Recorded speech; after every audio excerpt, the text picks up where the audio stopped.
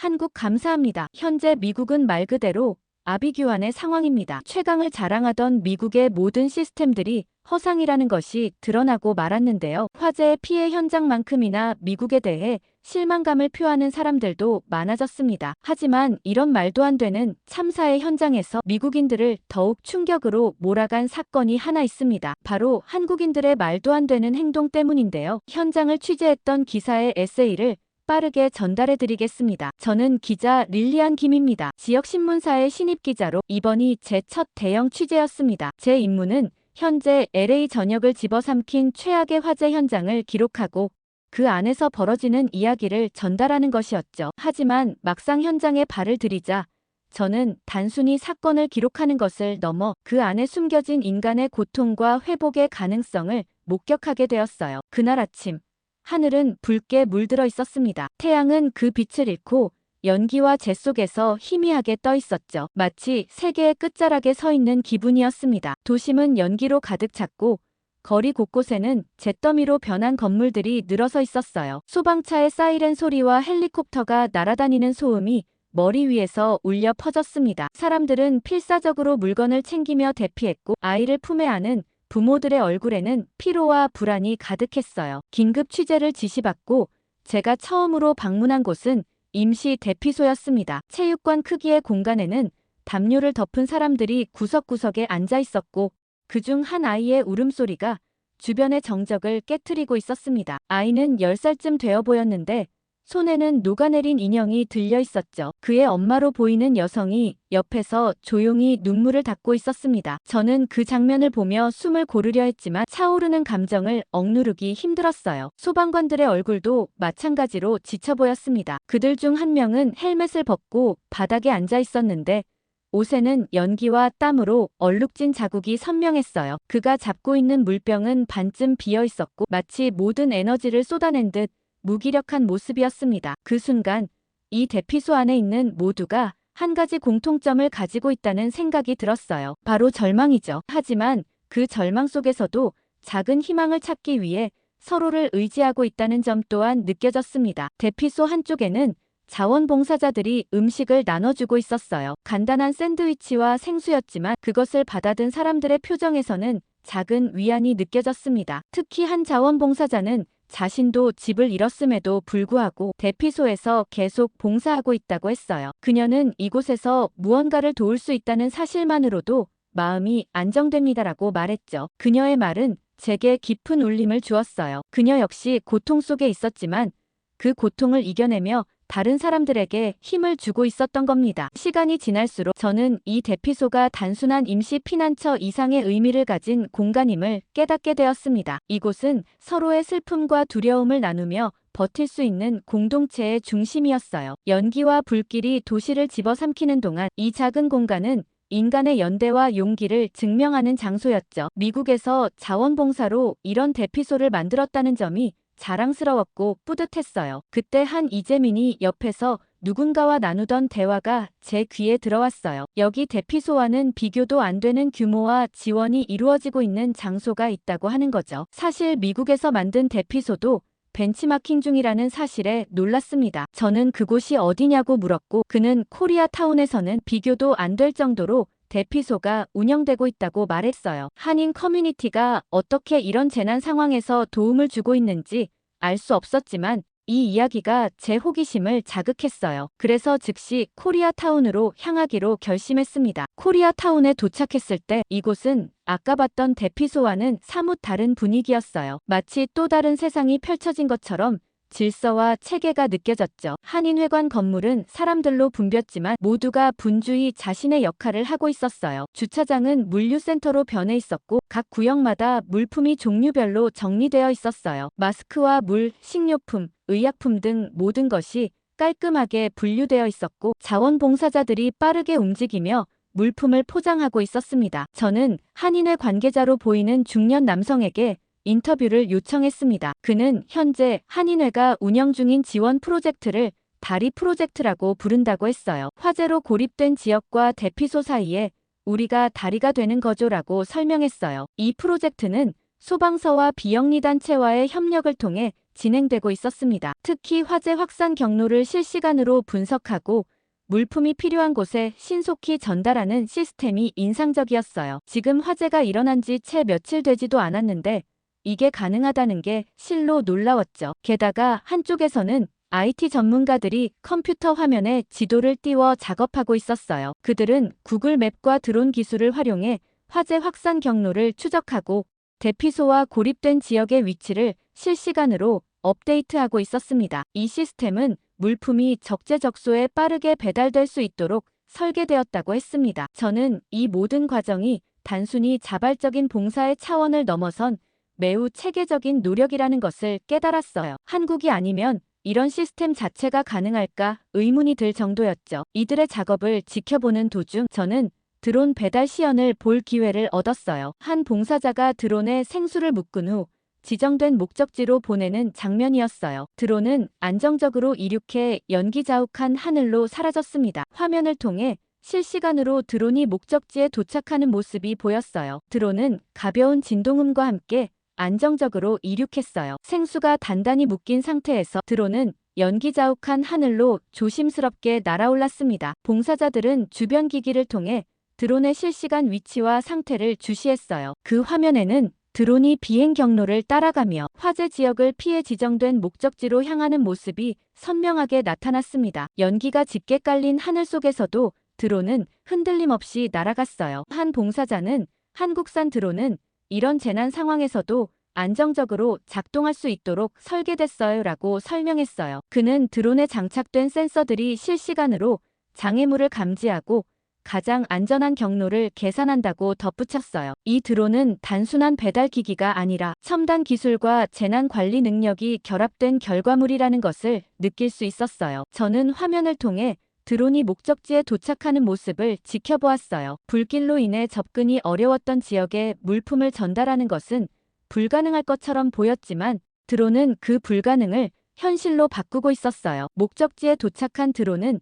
천천히 하강하며 정확히 지정된 위치에 생수를 내려놓았어요. 그곳에서 대기하던 또 다른 봉사자가 생수를 받아들고 감사의 손짓을 보내는 모습이 화면에 잡혔어요. 그 순간 저는 기술이 단순히 편리함을 넘어 생명을 구할 수 있는 힘이 있다는 사실을 다시금 깨달았어요. 이 모든 과정을 지켜보는 동안 한국의 드론 기술이 얼마나 정교하고 놀라운지를 실감하게 됐어요. 이 드론들은 단순히 물품을 운반하는 것을 넘어 재난 상황에서 가장 효율적이고 안전한 해결책을 제시하고 있었어요. 봉사자들은 이 드론들이 없었다면 많은 지역에 필요한 물품을 제때 전달할 수 없었을 거예요 라고 말했어요. 그 말에는 드론이 단순한 기계가 아니라 희망을 전하는 수단이라는 믿음이 담겨 있었어요. 드론이 임무를 마치고 다시 기지로 돌아오자 주변에 있던 자원봉사자들이 박수를 보냈어요. 저는 그 장면을 보며 단순히 기술의 놀라움만이 아니라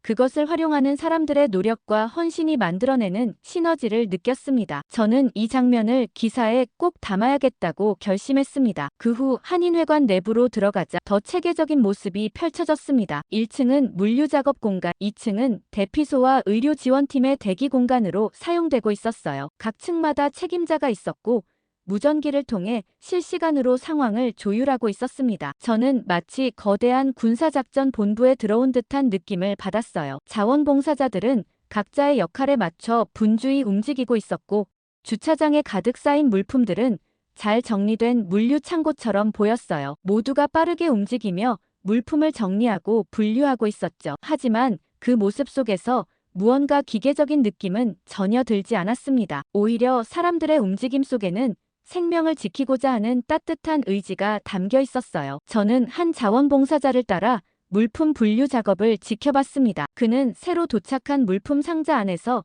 마스크와 생수, 기저귀 같은 물건들을 꺼내 종류별로 분류하고 있었어요. 그 과정은 놀라울 정도로 체계적이었죠. 마치 이곳 사람들이 이런 상황을 대비해 수없이 연습해온 것처럼 보였어요. 각 상자에는 배달될 목적지와 필요한 수량이 명확히 적혀 있었고 자원봉사자들은 필요한 물품이 부족한 곳을 실시간으로 확인하며 추가 지원 요청을 하고 있었어요. 작업의 중심에는 한 컴퓨터가 자리 잡고 있었습니다. 화면에는 화재 확산 경로와 대피소의 위치가 실시간으로 표시되어 있었죠. 자원봉사자들은 이 데이터를 활용해 어떤 물품을 어느 지역으로 가장 먼저 보내져야 하는지 결정하고 있었습니다. 제가 물품 정리와 배분 작업을 지켜보는 동안 한 자원봉사자가 다가와 말을 걸었어요. 그는 이 모든 물품은 지역 주민들이 기부한 것이라고 말했어요. 심지어 어떤 사람들은 물건을 직접 배달하지 못하는 대신 한인마트에서 필요한 물품을 구입해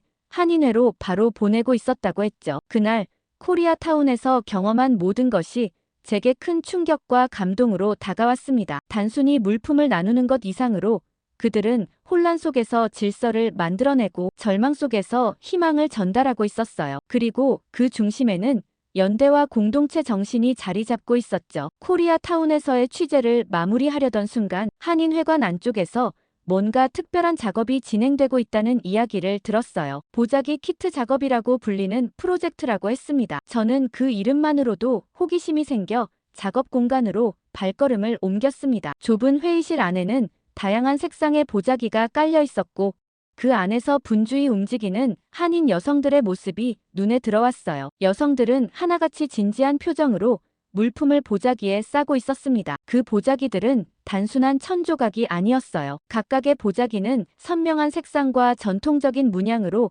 장식되어 있었고 그 자체로 하나의 예술 작품처럼 보였어요. 게다가 전통 문양과 함께 희망과 복이라는 글자가 아름답게 새겨져 있었죠. 봉사자 중 한 명은 우리 전통에서 보자기는 물건을 소중히 싸는 용도로 쓰여요. 이렇게 우리의 마음도 함께 전해질 거라고 믿어요라고 말했어요. 작업 테이블에는 물품들이 종류별로 정리되어 있었어요. 생수, 비상약품, 마스크 같은 기본적인 물품뿐 아니라 심리 지원 안내서와 작은 손난로까지 포함되어 있었어요. 하나같이 세심하게 선택된 물품들이었습니다. 특히 심리 지원 안내서에는 재난 상황에서의 마음가짐과 도움을 받을 수 있는 한라인 정보가 담겨 있었어요. 이 안내서를 준비한 한 봉사자는 몸을 돌보는 것만큼 마음을 돌보는 것도 중요해요. 이 키트가 그런 도움을 줄 수 있길 바래요라고 말했어요. 보자기에 물품을 싸는 과정도 정성이 가득했어요. 각 물품을 조심스럽게 정리한 후 보자기로 감싸 단단히 매듭을 지었어요. 그리고 매듭 위에 작은 종이 태그를 달았는데 그 안에는 당신은 혼자가 아닙니다라는 메시지가 적혀 있었습니다. 저는 그 작은 태그 하나에도 담긴 진심을 느낄 수 있었어요. 완성된 보자기 키트는 대피소로 배달되었어요. 저는 봉사자들과 함께 키트를 나누어 주기 위해 한 대피소를 방문했죠. 체육관 같은 공간에 마련된 대피소는 여전히 혼란스럽고 어수선한 분위기였어요. 하지만 보자기 키트가 도착하자 사람들의 얼굴에 조금씩 생기가 돌아오기 시작했어요. 자원봉사자들이 키트를 하나씩 나누어 주자 사람들은 그 안에 담긴 물품을 꺼내보며 감사를 표현했어요. 그중 한 중년 여성이 키트를 들고 눈물을 흘리고 있었어요. 그녀는 손에 든 보자기를 천천히 쓰다듬으며 이 보자기가 나에게 가족의 따뜻함을 느끼게 해요라고 말했어요. 그녀의 손끝이 보자기에 새겨진 희망이라는 글자를 따라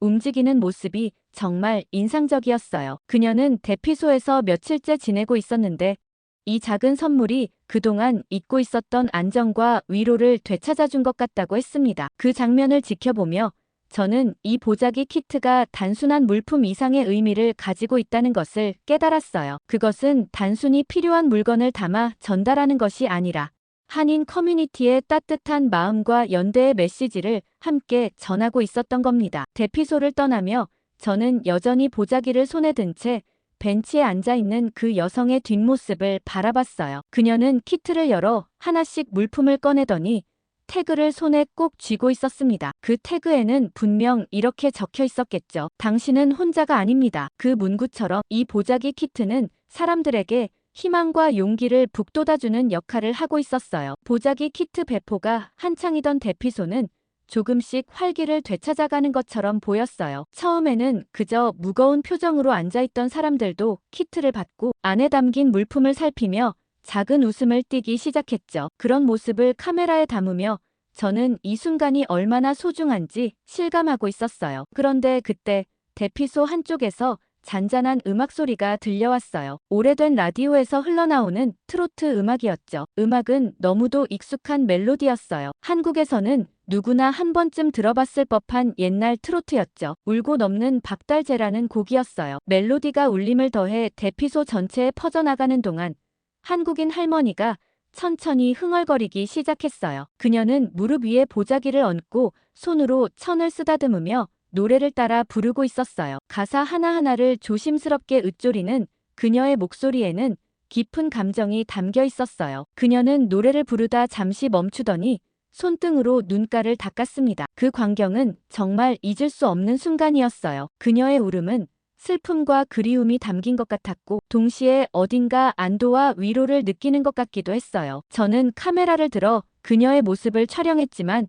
그 장면을 바라보는 동안 손끝이 떨릴 정도로 감정이 벅차올랐어요. 음악이 가진 힘이 이렇게까지 강렬하다는 것을 저는 처음 느꼈습니다. 그녀의 노래 소리를 들은 주변 사람들은 하나둘씩 모여들기 시작했어요. 처음에는 조용히 서서 그녀를 바라보던 사람들 중 몇몇은 이내 노래를 따라 흥얼거리기 시작했어요. 한국어를 모르는 다른 인종의 이재민들도 멜로디에 맞춰 몸을 살짝 흔들며 음악에 빠져드는 듯 했어요. 한 젊은 여성이 제게 다가와 이 음악은 왜 이렇게 슬프지만 아름답게 들리죠?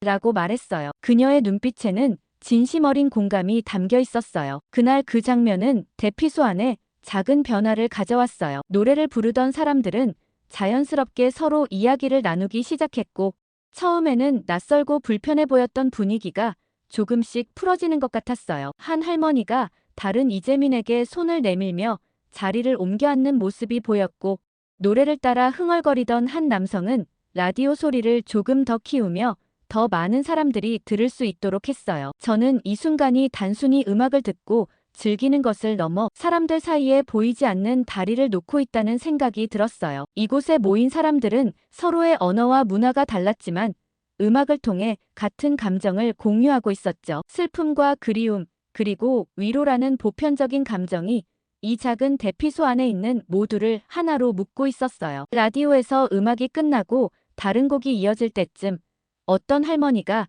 조용히 입을 열어 이야기를 시작했어요. 그녀는 화재로 집을 잃고 이 대피소로 오게 된 과정을 짧게 말하며 이 노래를 들으니 멜로디만 들어도 너무 슬퍼서 고향 생각이나 참지 못하고 울었어요 라고 말했어요. 그녀의 이야기를 들은 다른 이재민들도 조심스럽게 자신의 이야기를 꺼내기 시작했어요. 처음에는 서로 낯설고 어색했던 사람들이 이 작은 음악 한 곡을 통해 서로를 이해하고 위로하며 가까워지고 있었던 겁니다. 저는 이 광경을 보며 제 기사에 어떤 메시지를 담아야 할지 명확해졌어요. 음악은 단순히 즐기는 것이 아니라 사람들의 마음을 이어주는 힘이라는 것을 말이죠. 특히 세대와 문화를 넘어서는 음악의 힘은 상상 이상이었어요. 제가 본 이 장면은 단순히 대피소에서의 작은 순간이 아니라 재난 속에서도 희망과 유대를 발견할 수 있다는 증거였어요. 그날 밤 저는 대피소를 떠나며 다시 한번 그 할머니가 들었던 트로트의 멜로디를 떠올렸습니다. 그리고 그 멜로디가 사람들의 마음속에 어떤 의미로 자리 잡았을지 생각했어요. 제 기사의 제목은 이미 마음속에 정해졌습니다. 음악은 세대를 넘어 마음을 이어주는 힘이라는 문장이 떠올랐어요. 책상 앞에 앉아 노트북을 켜고 하얀 화면을 바라보며 대피소에서 보았던 장면들이 머릿속에서 다시 펼쳐졌어요. 트로트 멜로디에 맞춰 손뼉을 치고 서로의 어깨를 토닥이며 웃던 사람들, 그리고 그들을 조용히 지켜보던 한인 자원봉사자들의 미소까지. 그날의 따뜻한 공기가 제 마음을 가득 채웠습니다. 라디오에서 흘러나오던 트로트는 단순한 음악이 아니었어요. 그것은 이재민들에게 희망을 노래했고 혼란 속에서도 잃지 말아야 할 용기를 북돋아주는 목소리였죠. 특히 트로트를 들으며 울고 웃던 사람들의 얼굴은 저에게 잊을 수 없는 장면으로 남았습니다. 그들은 서로 다른 국적과 언어를 가지고 있었지만 음악이 그 경계를 허물고 마음을 이어주는 다리가 되었어요. 낡은 라디오에서 흘러나온 멜로디는 혼란 속에서도 사람들에게 웃음을 되찾아 주었습니다. 할머니가 부르기 시작한 노래는 순식간에 대피소 전체를 감싸며 사람들의 마음을 하나로 모았습니다. 한 문장을 쓰고 나니 트로트와 함께했던 한인의 봉사자들의 모습도 떠올랐습니다. 이들은 단순히 물질적인 지원을 넘어 사람들에게 위로와 희망을 전달하기 위해 애쓰고 있었어요. 트로트가 울려 퍼질 때 그들은 뒤에서 조용히 박수를 치며 이재민들을 응원했죠. 한 자원봉사자가 제게 했던 말도 기억났습니다. 음식과 물품도 중요하지만 이렇게 마음을 나누는 시간이 사람들에게 진짜 위로가 됩니다. 그 말은 진심으로 다가왔고 저는 기사에 이 내용을 포함하기로 했어요. 한인회의 노력은 단순한 봉사가 아니었어요. 그들의 손길은 음악처럼 보이지 않는 방식으로 사람들에게 스며들어 있었어요. 그날 밤 대피소에서 느꼈던 온기와 연대는 한인 커뮤니티의 진정성과 연대 정신이 만들어낸 결과였습니다. 저는 그들이 준비한 따뜻한 도시락과 보자기 키트가 단순히 물질적인 지원이 아닌 사람들에게 새로운 희망을 전달하는 달이라는 것을 다시 한번 깨달았어요. 기사를 쓰며 제 손가락은 자연스럽게 멈추지 않고 움직였어요. 대피소의 모습, 사람들의 표정, 그리고 한인회 자원봉사자들의 헌신까지 그날의 모든 장면을 생생하게 기록하고 싶었어요. 마치 그 공간의 온기와 웃음소리가 제 글에 담겨지길 바라는 마음처럼요. 다음 날 아침, 코리아타운의 한인 식당과 교회들이 협력해 만든 임시 급식소를 방문했어요. 어제 대피소에서 느낀 감동이 채 가시지 않았지만 저는 이곳에서도 또 다른 이야기가 펼쳐질 것 같은 기대감이 들었어요. 급식소는 대형 주방처럼 보이는 공간에 자리 잡고 있었고 그 안에서는 수십 명의 자원봉사자들이 분주히 움직이고 있었어요. 커다란 철제 프라이팬에서는 어떤 음식의 강렬한 향이 피어오르고 있었어요. 알고 보니 제육볶음이라는 음식이더라고요. 한 봉사자가 다가와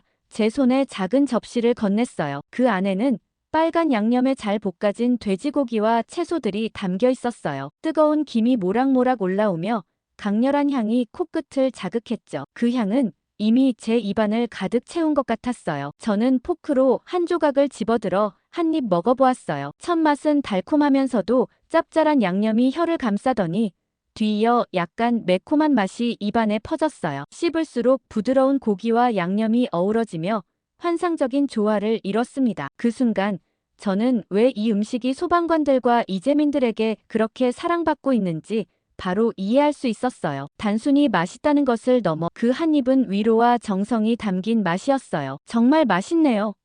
라는 말이 절로 나왔어요. 자원봉사자들은 빠르게 밥과 반찬을 준비해 도시락으로 포장하고 있었습니다. 각 도시락에는 쌀밥, 제육볶음, 김치, 그리고 간단한 과일이 담겨 있었어요. 봉사자 중 한 명은 도시락을 닫기 전에 작은 스티커를 붙이고 있었는데 스티커에는 힘내세요라는 글자와 함께 하트 모양의 그림이 그려져 있었어요. 저는 그 작은 디테일에서 봉사자들의 따뜻한 마음이 느껴졌어요. 이 급식소는 매일 2,000끼 이상의 식사를 준비해 화재 피해를 입은 주민들과 소방관들에게 전달하고 있다고 했어요. 한 자원봉사자는 이 음식을 받는 분들이 잠시나마 힘을 얻고 미소 지었으면 좋겠어요라고 말했어요. 그의 말처럼 이 음식들은 단순히 배를 채우기 위한 것이 아니라 위로와 응원을 담아 전달되고 있었습니다. 제가 급식소를 둘러보는 동안 도시락을 가득 실은 트럭이 대피소로 출발했어요. 저는 그 트럭을 따라가 보기로 했어요. 대피소에 도착하자 자원봉사자들이 준비된 도시락을 빠르게 나누기 시작했어요. 줄을 선 사람들은 각자의 도시락을 받아들고 미소를 지으며 감사의 말을 건넸어요. 그들의 얼굴에 피어오르는 미소는 단순한 배부름 이상의 의미를 담고 있었어요. 그러던 중 대피소 한편에서 소방관들에게도 도시락이 전달되고 있는 장면이 보였어요. 그들은 방금 화재 진압을 마치고 돌아온 듯 보였고 옷에는 연기와 재의 흔적이 가득했어요. 한 자원봉사자가 소방관들에게 제육볶음 도시락을 건네며 힘내세요라고 말했어요. 소방관들은 도시락을 받아들고 고맙다고 인사한 뒤 곧바로 음식을 먹기 시작했어요. 잠시 후 깜짝 놀랄만한 일이 펼쳐졌습니다. 그들 중 한 명이 활짝 웃으며 이건 내가 먹어본 음식 중 최고야 라고 외쳤어요. 그 말을 들은 다른 소방관들도 고개를 끄덕이며 동의했고 몇몇은 웃으며 다시 줄을 서기까지 했어요. 그들의 반응은 진심이 담긴 것이었고 이 음식이 단순한 끼니가 아니라 그들에게 새로운 힘을 주고 있다는 것이 느껴졌어요. 저는 한 소방관과 인터뷰를 하며 이 음식을 먹는 것이 그들에게 어떤 의미인지 물어봤어요. 그는 제육볶음 한 끼가 우리 팀에 새로운 힘을 줬습니다. 우리가 얼마나 많은 사람들에게 고마움을 받고 있는지 느끼게 해줬어요. 음식을 준비하며 우리를 생각해줬다는 사실만으로도 마음이 따뜻해졌습니다라고 말했어요. 그의 말은 단순히 음식이 배고픔을 해결하는 것을 넘어선 심리적 안정과 공감의 연결고리가 될 수 있다는 것을 보여줬어요. 그 장면을 지켜보면서 저는 이 음식이 단순한 요리가 아니라 사람들의 마음을 움직이고 연결하는 도구라는 생각이 들었어요. 자원봉사자들의 정성과 배려가 담긴 이 음식은 대피소의 이재민과 소방관들에게 희망의 메시지를 전달하고 있었어요. 음식 한 끼가 이렇게 큰 변화를 가져올 수 있다는 것은 놀라운 일이었죠. 급식소에서 감동적인 순간들을 목격한 뒤 저는 한인 커뮤니티가 재난 속에서 어떻게 이웃들과 협력하고 신뢰를 쌓아가고 있는지 더 알고 싶어졌어요. 특히 다양한 인종과 문화가 공존하는 LA에서 초기에는 분명한 문화적 차이가 오해와 갈등을 불러일으켰다는 사실을 알게 되었어요. 한인회 관계자와의 인터뷰를 통해 그들이 직면했던 어려움과 이를 어떻게 극복했는지 자세히 들을 수 있었습니다. 그는 처음에는 이재민들과의 문화적 차이가 예상보다 훨씬 더 큰 장벽으로 다가왔습니다라고 설명했어요. 이재민들 중 일부는 한인 자원봉사자들이 제공하는 도움을 낯설게 느끼거나 그들의 의도를 제대로 이해하지 못해 지원을 거절하기도 했다고 했어요. 예를 들어 한인 자원봉사자들은 따뜻한 음식을 제공하며 정성을 다했지만 몇몇 사람들은 음식이 익숙하지 않다며 멀리하거나 도움을 받는 것을 자존심 상하는 일로 여겼다고 했습니다. 봉사자들은 그들의 거절을 이해하려 노력했지만 이 같은 상황이 반복되며 서로 간의 긴장감이 높아진 적도 있었다고 했어요. 특히 한인 커뮤니티의 정문화가 오히려 낯설게 느껴지기도 했어요. 한 관계자는 우리는 보통 도움을 줄 때 더 많이 챙겨주려는 마음이 큽니다. 하지만 일부 이재민들은 우리의 접근이 과도하다고 느끼거나 부담스러워 하더군요라고 말했어요. 자원봉사자들은 이 문제를 해결하기 위해 도움의 방식을 점검하고 조정하기 시작했어요. 한인회는 이재민들의 문화를 이해하기 위해 먼저 그들의 이야기를 경청하는 데 초점을 맞췄어요. 자원봉사자들에게도 각 문화에 대한 간단한 교육을 제공해 상대방의 입장에서 상황을 바라보는 방법을 공유했죠. 그들은 강요하거나 과도한 배려를 보이는 대신 먼저 묻고 기다리는 방식을 택했어요. 예를 들어 음식을 제공할 때도 필요하면 언제든 말씀해 주세요라는 말을 덧붙이며 부담을 덜어줬어요. 또한 이재민들과의 소통을 돕기 위해 각 문화의 대표자들과 협력하기도 했어요. 그들은 문화 차이를 이해하는 데 시간을 들였고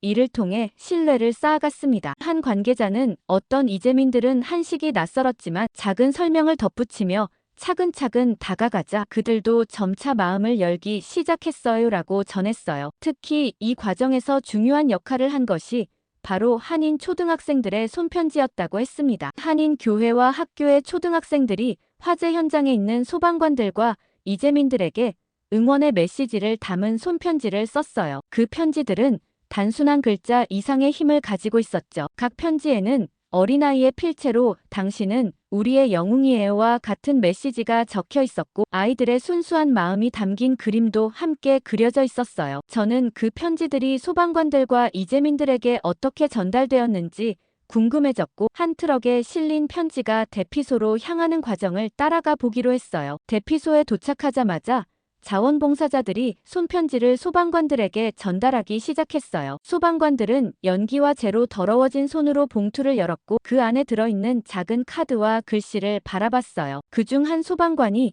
편지를 읽고 한참 동안 말을 잇지 못하는 모습을 보았어요. 그의 눈가가 붉어지는 걸 보며 저는 그 편지 한 장이 가진 힘을 실감했어요. 그는 곧이어 이 손편지가 우리 팀에게 가장 큰 격려가 됐습니다. 아이들이 우리를 이렇게 생각해준다는 사실만으로도 힘이 납니다라고 말했어요. 그 말에는 단순한 감사 이상의 감정이 담겨 있었어요. 그들에게 그 편지는 생명을 걸고 불길 속으로 들어가는 일이 결코 헛되지 않았다는 증거였을 겁니다. 편지를 받은 소방관들만 감동한 것은 아니었어요. 편지 중 하나를 읽고 있던 한 이재민 가족의 모습을 우연히 목격했어요. 아빠, 엄마, 그리고 어린 소년으로 구성된 이 가족은 화재로 집을 잃고 대피소에서 지내고 있었어요. 그들은 처음에는 도움을 받는 것을 꺼려했지만 자원봉사자들이 건넨 작은 편지를 읽으면서 점차 마음을 열기 시작했다고 했습니다. 아빠는 아이의 글씨를 손가락으로 따라 읽으며 이렇게 작은 손으로 이런 큰 말을 했구나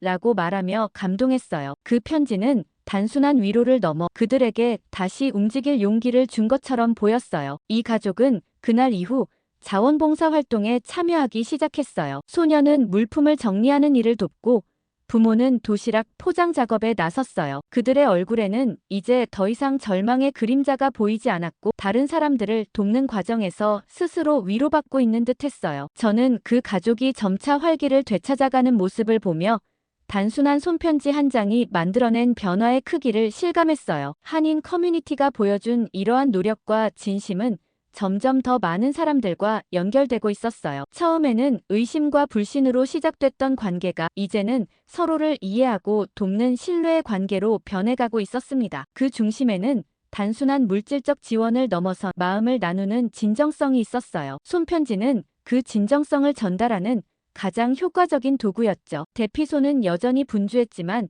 어느새 사람들 사이에 긴장감 대신 조금씩 여유가 생기고 있다는 느낌이 들었어요. 자원봉사자들의 노력과 한인 커뮤니티의 다양한 지원이 사람들의 얼굴에 미소를 되찾아주고 있었죠. 그러던 중 한쪽 구역에서 아이들과 어른들이 함께 둘러앉아 무언가에 열중하고 있는 모습을 발견했어요. 가까이 다가가 보니 그들은 윷놀이를 하고 있었어요. 한인 자원봉사자들이 마련한 이 놀이는 단순히 즐기기 위한 것이 아니라 사람들이 자연스럽게 소통할 수 있도록 기획된 것이었어요. 처음에는 낯선 놀이 방법에 어리둥절해하던 이재민들도 곧 자원봉사자들의 설명을 듣고 하나둘씩 참여하기 시작했어요. 윷가락이 공중으로 던져져 바닥에 착지할 때마다 사람들의 환호와 웃음이 터져 나왔어요. 특히 아이들은 단순한 규칙과 흥미로운 진행 방식에 빠져들며 금세 놀이에 몰두했어요. 그 옆에서는 공기놀이가 진행되고 있었어요. 작은 알록달록한 공기돌을 손으로 튕기고 받으며